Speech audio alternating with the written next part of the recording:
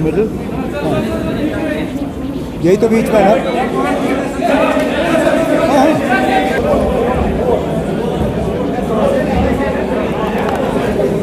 मैं आप सब मीडिया के दोस्तों का शुक्रगुजार हूँ कि आप आज हमारे इस प्रेस कॉन्फ्रेंस में शिरकत करने आए।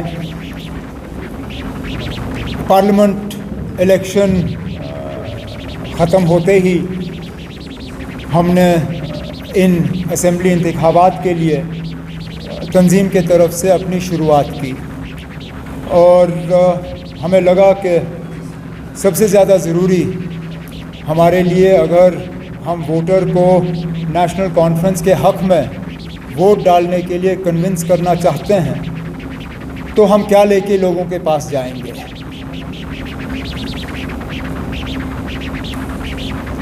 सदर नेशनल कॉन्फ्रेंस जनाब फ़ारूक अब्दुल्ला साहब ने ये ज़िम्मेदारी जनाब अब्दुल रहीम राथर साहब, जो हमारे सबसे सीनियर साथियों में गिने जाते हैं, जिन्होंने न सिर्फ तंजीम में एक बहुत अहम रोल अदा किया है, बल्कि कई साल जम्मू कश्मीर के फाइनेंस मिनिस्टर के तौर पे भी काम किया है। जब कभी पार्टी को कोई डॉक्यूमेंट या कोई इस तरह का काम करना होता है तो कहीं ना कहीं राथर साहब को हम उसके साथ जोड़ने का काम करते हैं।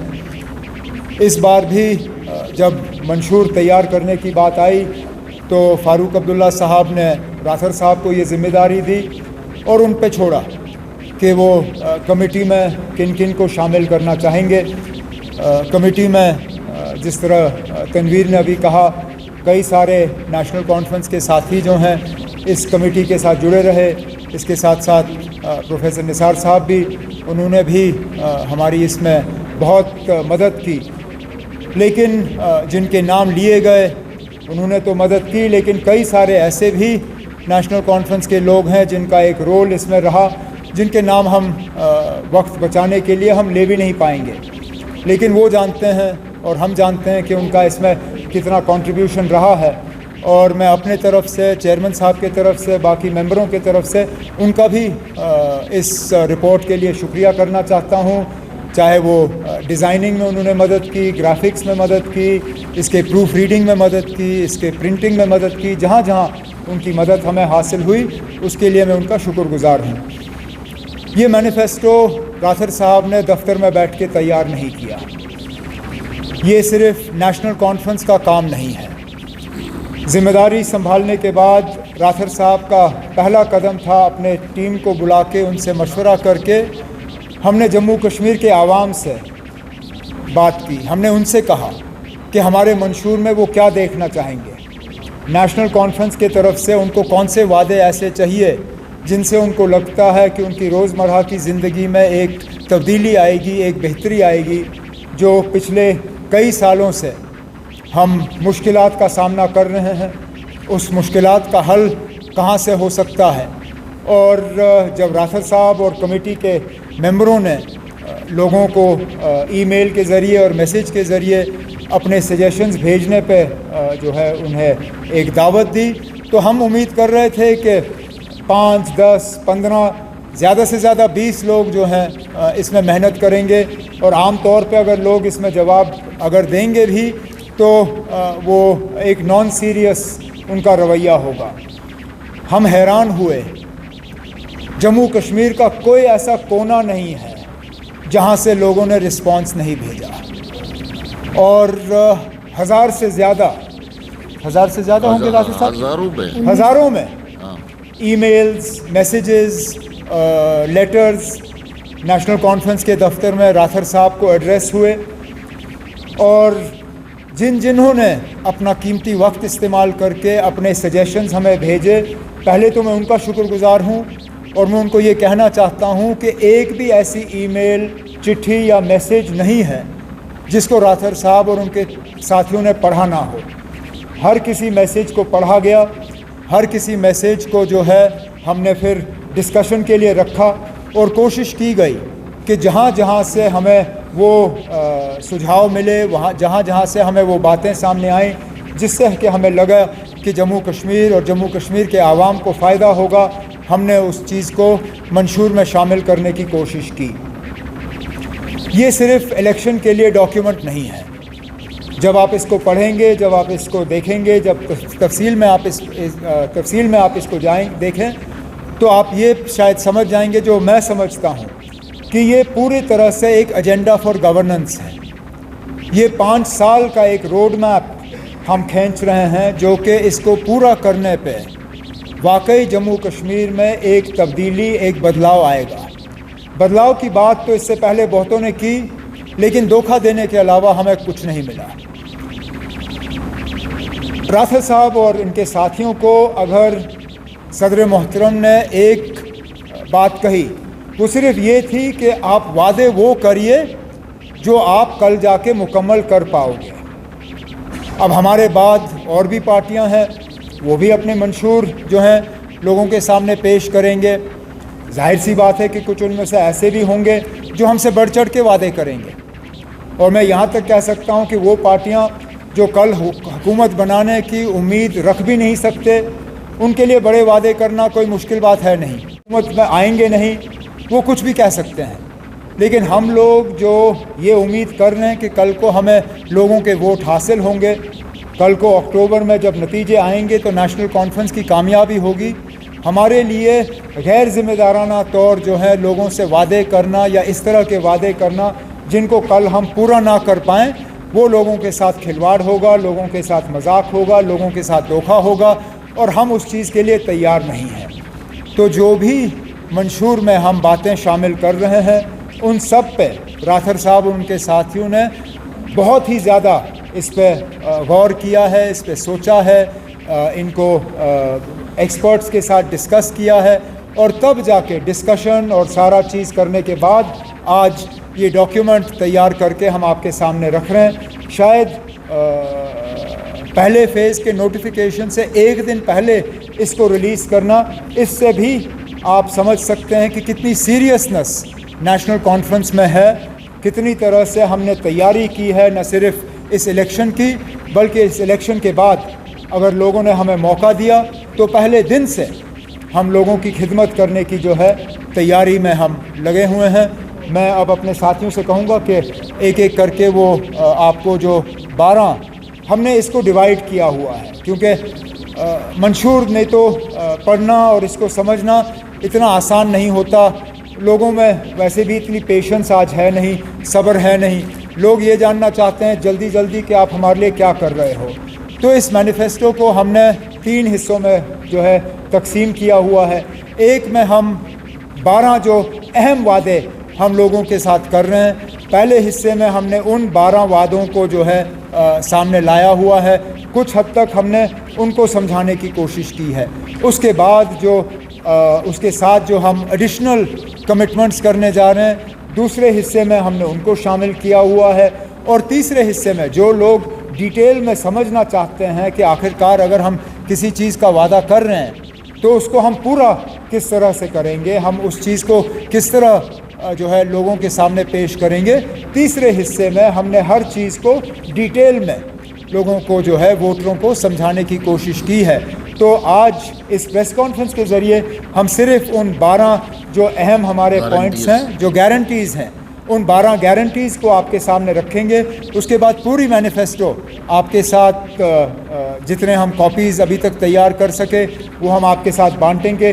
डिजिटल कॉपीज़ आपको जितनी भी चाहिए होंगी इस प्रेस कॉन्फ्रेंस के बाद व्हाट्सएप के ज़रिए, ईमेल के ज़रिए, मैसेजेस के ज़रिए हम वो डिजिटल कॉपीज़ आप तक दे देंगे, और आप इस मैनिफेस्टो की जो है फिर एनालिसिस आप खुद कर सकते हैं।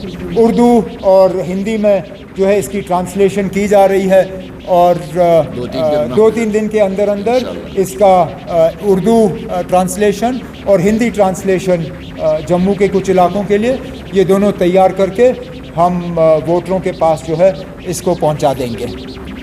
तो करें शुरू तनवीर। द फर्स्ट तो एक कॉम्प्रिहेंसिव पैकेज तालीम को लेके वो आपके सामने है। इसमें हमारे लिए Where is the promise on the education?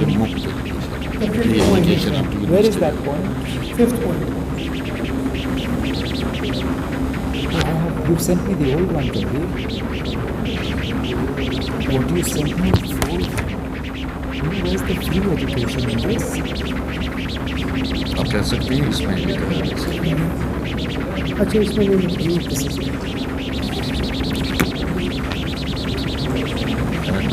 शेर कश्मीर के वक्त से यूनिवर्सिटी के लेवल तक तालीम को मुफ्त किया गया था। आहिस्ता आहिस्ता आहिस्ता इसको काट के मुफ्त तालीम अब लगभग उन्होंने जम्मू कश्मीर से जो है हटा दिया है। नेशनल कॉन्फ्रेंस ने अपने मंशूर में, हालांकि इसका इसमें ज़िक्र हुआ नहीं है, इनसे थोड़ी सी चूक हो गई है, नेशनल कॉन्फ्रेंस के तरफ से मैनिफेस्टो में हमने दोबारा कॉलेज के लेवल तक मेल स्टूडेंट्स के लिए और पोस्ट ग्रेजुएट लेवल, डॉक्टर साहब, यूनिवर्सिटी के लेवल तक दोबारा मुफ्त तालीम जो है यहाँ के बच्चियों को फरहम करने का वादा नेशनल कॉन्फ्रेंस के तरफ से किया गया है, ताकि बच्चियों को तालीम हासिल करने में किसी तरह की कोई परेशानी ना हो। उसके साथ साथ कुछ और एजुकेशन को लेके बातें हैं जो आपके सामने हैं।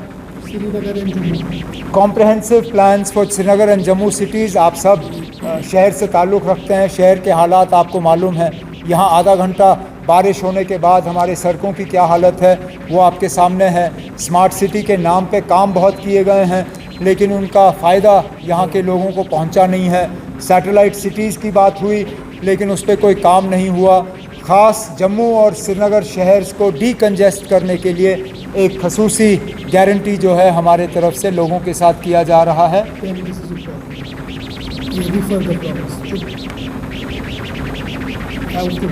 फर्दर प्रोमिसेस मैं इनको पढ़ने का काम अभी करूंगा नहीं, वो जब आपके पास ये डॉक्यूमेंट जो है हम आपको दे देंगे, वो आप उस टाइम देख लीजिएगा। और मैनिफेस्टो इन डिटेल बाकी जो हैं वो पॉइंट्स वहाँ पे आपके पास आ जाएंगे। हमारे तरफ से कमेटी के तरफ से कोशिश की गई है कि कोई ऐसा सेक्टर ना हो जिसको टच ना किया गया हो, कोई पॉपुलेशन ग्रुप ऐसा ना हो जिसके साथ पिछले कई सालों से नाइंसाफ़ी जो की गई है, उस नाइंसाफ़ी को दूर करने की बात हमारे तरफ से ना की गई हो। हमने अपने तरफ से कोशिश की कि ऐसा एक डॉक्यूमेंट, एक विज़न डॉक्यूमेंट हम लोगों के सामने पेश करें, जिससे कि लोगों को लगे कि वाकई आने वाले 5 साल अगर नेशनल कॉन्फ्रेंस को मिले यहाँ हुकूमत करने के लिए, तो वाकई एक नया कश्मीर, जिस नया कश्मीर का एक जो हमें विरासत में बाबा कौम शेर कश्मीर ने हमारे हवाले किया, अगर हम उसको अमली जामा पहना पाए तो हम पहना पाएंगे अगर हमने इस रोड मैप, इस एजेंडा को जो है मुकम्मल किया। और मैं नेशनल कॉन्फ्रेंस के सदर के तरफ से जम्मू कश्मीर के आवाम से गुजारिश करना चाहता हूँ कि वो हमारे मंशूर को देखें, बाकी पार्टियों के मुकाबले में हमारे मंशूर को तोलें और उसके बाद फ़ैसला करें कि आने वाले 5 साल किसके हवाले किए जाने चाहिए। हम उम्मीद करते हैं कि जम्मू कश्मीर के जो वोटर हैं अपने वोट का सही इस्तेमाल करके हमें 5 साल का मौका देंगे, ताकि जो गारंटीज़ और जो वादे हमने लोगों के साथ किए हैं वो हम पूरा करके ही अपने आप को दोबारा इंशाअल्लाह लोगों के सामने पेश करेंगे। यही शुरू में मैं आपसे कहना चाहता था। अब अगर इसके बाद आपके मंशूर को लेके कोई सवाल हों तो मैं उन सवालों का आपको जवाब देने की कोशिश करूँगा। The reality is, as we mentioned right in the beginning, that we have a fight on our hands to get our powers back, and we have no doubt in that we will succeed. At the very least, in the first instance, we will get a state back for Jammu and Kashmir. Within the state, all the powers that are required to fulfill these promises are with the government of Jammu and Kashmir, and we will fulfill these promises. We only have to go so far as to remind the Supreme Court of India that the government of India has promised the Supreme Court that statehood will be restored to Jammu and Kashmir. In the unlikely event that government of India is not willing to do it of its own will, we will go to the Supreme Court and we will get justice from there, but statehood will be restored and these promises will be kept.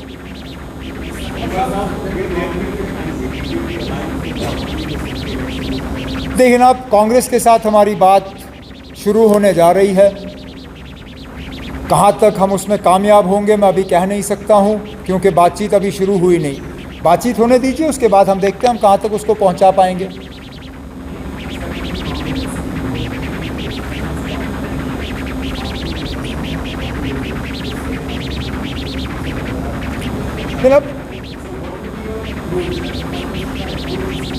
तब हम politically इसके लिए लड़ेंगे। Supreme court के इस फैसले से पहले क्या सुप्रीम कोर्ट का ऐसा फैसला नहीं आया था जिसमें उन्होंने 370 को अपहोल्ड किया था ना? तो अगर इससे पहले 3 बार सुप्रीम कोर्ट के तरफ से 370 को अपहोल्ड किया जा सकता है और उसके बाद इस फैसले से वो 3 फैसले बदल गए, क्या हम ये उम्मीद नहीं कर सकते हैं कि कल को ऐसे हालात बनेंगे जबकि सुप्रीम कोर्ट का ये फैसला जो है आने वाला कोई सुप्रीम कोर्ट उसको चेंज करे?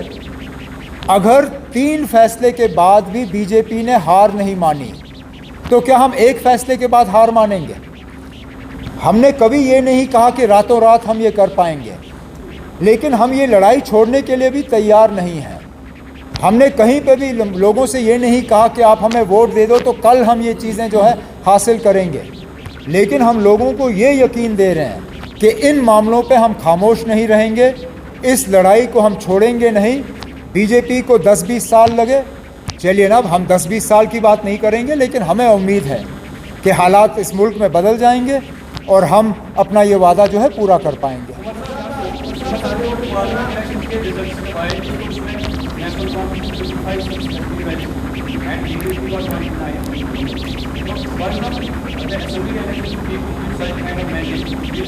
देखिए ना, अब आप क्यों स्पेकुलेशन में जा रहे हो ना? आप 4 अक्टूबर तक वेट करिए। हमें नहीं लगता ना कि बीजेपी की वो पोजीशन है जो आपको लग रही है, और वो 35 सीटें जो आप गिन रहे हो, आप भूल रहे हो कि हम सिर्फ 2 पार्लियामेंट सीट जीते, 2 पे हम लड़े ही नहीं और 1 पे हम हारे। अगर 1 हारने और 2 ना जीतने पे भी हम 35 सीट जीते तो हमारी पोजीशन ठीक ठाक है ना। आप क्यों हमें बीजेपी की तरफ खींच रहे हो? हमें उस तरफ जाने की ज़रूरत भी नहीं पड़ेगी ना, हम उस तरफ जाने पे सोच रहे हैं।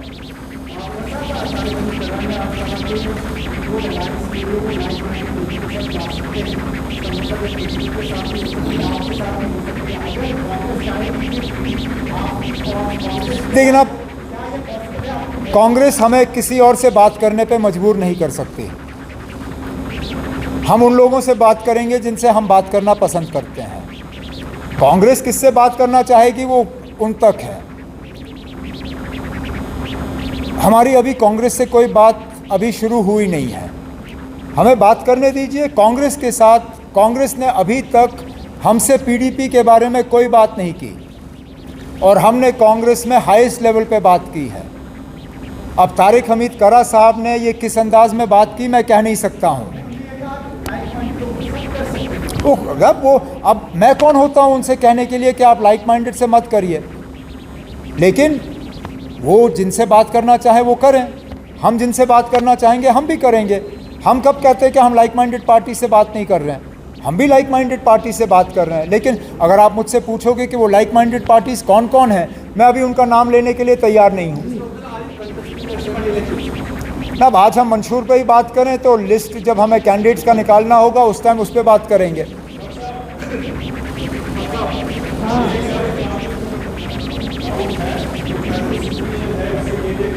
किस चीज़? सॉरी, एक आप फिर से शुरू करें ना। हाँ,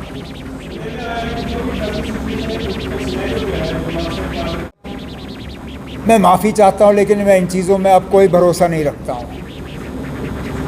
वोट गिनने के वक्त तक आप में से बहुत सारे ऐसे थे जो कह रहे थे कि मैं बारामूला से जीता हुआ हूं। लंच टाइम तक आप में से कुछ ऐसे थे जो मुझे फूंक भरने की कोशिश कर रहे थे कि कोई बात नहीं जनाब, अभी आपके मशीन गिनने शुरू हो जाएंगे। मैंने इलेक्शन हार तस्लीम करके इंजीनियर को मुबारक भी दी थी और कुछ लोग मुझे कह रहे थे कि अभी इंतज़ार करो, अभी भी मौका है। आप अभी से ही कहोगे कि फ़लाने ने यहाँ से जीता तो फ़लाने ने वहाँ से जीता, तो हुकूमत यहाँ से बीजेपी के साथ हुकूमत बनाने की बात चल रही थी, यहाँ से कांग्रेस के साथ हुकूमत बनाने की बात चल रही थी। हमने अपना मंशूर तैयार करके लोगों के सामने रखा है इस उम्मीद के साथ कि उनका वोट नेशनल कॉन्फ्रेंस को हासिल होगा। कांग्रेस के साथ हमारी बातचीत जो है अभी शुरू होनी बाकी है। हमें अपनी बात कांग्रेस के साथ करने दीजिए, लोगों का अपना मैंडेट जो है वो देने दीजिए, नतीजे आ जाएंगे, उसके बाद हम फिर तफसील में बात करेंगे। आई I'll come back to you. I've given you one already. क्या किसने?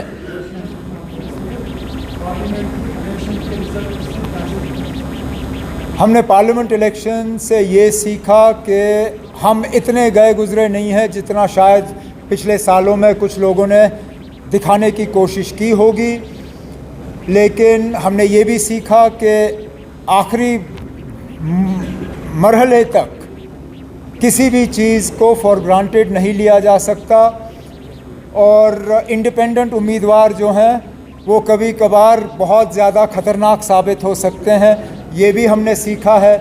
लेकिन सबसे ज़्यादा हमें इस बात का जो है एहसास हुआ कि नेशनल कॉन्फ्रेंस का जो बुनियादी वर्कर है वो अपनी जगह मजबूत है। अगर आप नॉर्थ कश्मीर की भी बात करें, हालांकि हम हारे, नेशनल कॉन्फ्रेंस का जो बुनियादी वोट है वो इंटैक्ट रहा, बाकी पार्टियां बिखर गईं। मेरे खिलाफ जो इलेक्शन उस वक्त दावा जीत की कर रहा था, अगर उसको बीजेपी ने माइग्रेंट वोट नहीं दिलाया होता वो अपनी ज़मानत छोड़ गया होता। हम तो कम से कम अगर हारे तो इज़्ज़त से हारे, बेइज्जत होकर नहीं हारे, इतना तो हमने सीखा।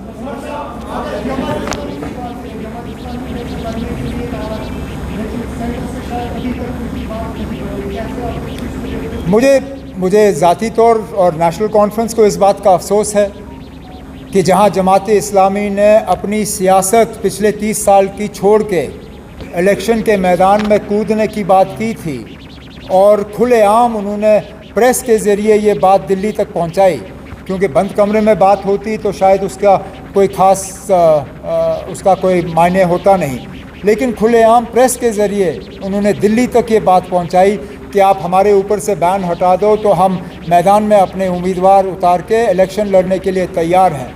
हम पहले दिन से उनके इस बैन को उठाने के हक़ में थे। बदकिस्मती से कैबिनेट का और ये जो एडमिनिस्ट्रेटिव कमेटी आपकी थी, उन्होंने आखिरी दिनों में ट्रांसफ़र बहुत किए, ज़मीनें भी बांटी और सारे ऐसे काम किए जो उनको नहीं करने चाहिए थे। एक काम जो उनको करना चाहिए था, दिल्ली के तरफ से जमात इस्लामी के ऊपर जो बैन लगा हुआ था वो उठवाने का काम वो कर नहीं सके। चलिए, अब जमात इस्लामी इस इलेक्शन में खुलेआम हिस्सा नहीं ले पाएगी, हमें उस बात का अफसोस है।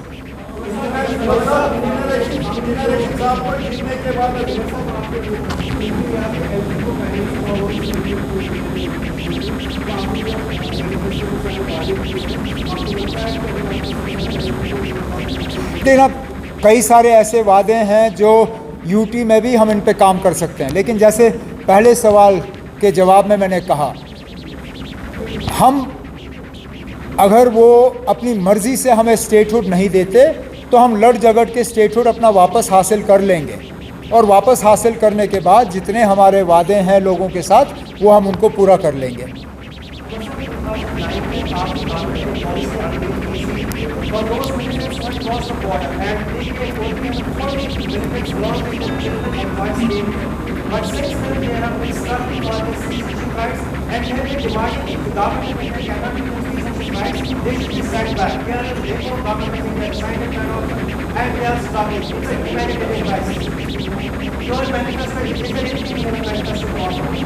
If there isn't, when government comes, it is definitely something that will be looked at.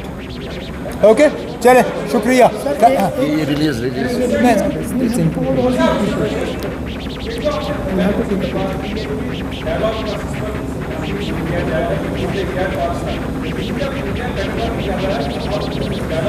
अब हम भी जानते हैं, आप भी जानते हो ना कि डायलॉग हमने करना नहीं है। हमने कहा वी विल इनकरेज इट। तो आप क्या सुनना चाहते हो हमसे कि हम डिस्करेज करेंगे? ऑब्वियसली नॉट ना।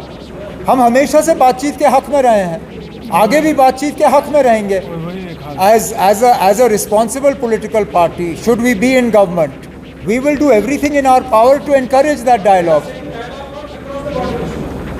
Yeah, we will encourage a dialogue between the two countries. What is wrong with that? What is wrong in encouraging a dialogue? देखिए ना, अटल बिहारी वाजपेयी साहब ने क्या कहा हम दोस्त बदल सकते हैं, पड़ोसी बदल नहीं सकते। अगर हम दोस्त बदल सकते हैं, पड़ोसी बदल नहीं सकते, चलिए आज बातचीत के हक में माहौल नहीं है, कल को हम उम्मीद कर सकते हैं माहौल होगा। और मैंने हर बार कहा है कि माहौल कायम करना ये सिर्फ हमारे मुल्क की जिम्मेदारी नहीं है, बातचीत के लिए माहौल कायम करना ये पाकिस्तान की भी जिम्मेदारी है। लेकिन हम अपने तरफ से बातचीत के लिए जो है हम इसके हक में रहेंगे, हम इसके हक में थे और रहेंगे, इसमें किसको एतराज़ हो सकता है। सब चीज़ों को जो वाजपेयी साहब और मनमोहन सिंह साहब की देन थी जम्मू कश्मीर को, जो CBM के तौर पे हमें दिए गए थे, हम चाहते हैं कि वो दोबारा हमें वापस हासिल हो। ओके, चले, थैंक यू।